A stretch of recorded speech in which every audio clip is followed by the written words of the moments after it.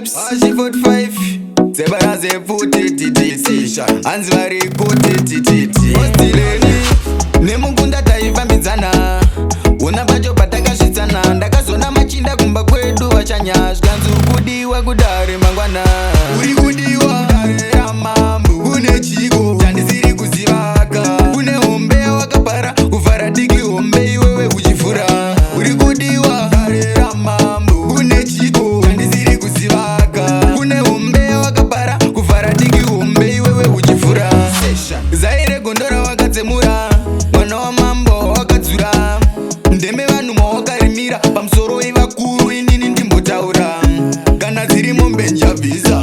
Mukadzi wangu garaimandeba Ndatova mukwasha mahoko ndatoisa Kana dziri huni demo garaimandeba Uri kudiwa ramambu Une chiko chandisiri kuzivaka Une hombe wakapara kuvhara diki hombe iwewe uchifura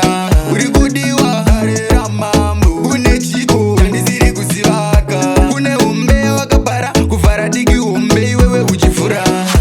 Pamusoro imambo wangu Ndiye yumukadzi wangu First property yemudendi mangu Havana mumwe wandichada muupenyu wangu Nemukunda taifambidzana Una pacho patakasvitsana Ndakazona machinda kumba kwedu vashanya Zvanzi kudiwa kudare mangwana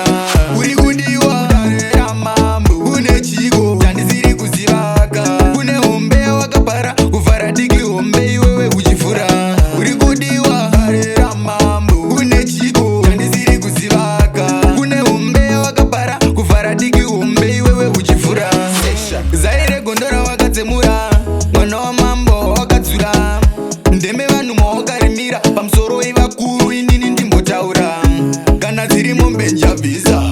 Mukadzi wangu garaimandeba Ndatova mukwasha mahoko ndatoisa Kana dziri huni demo garaimandeba Uri kudiwa ramambu Une chiko chandisiri kuzivaka Une hombe wakapara kuvhara diki hombe iwewe uchifura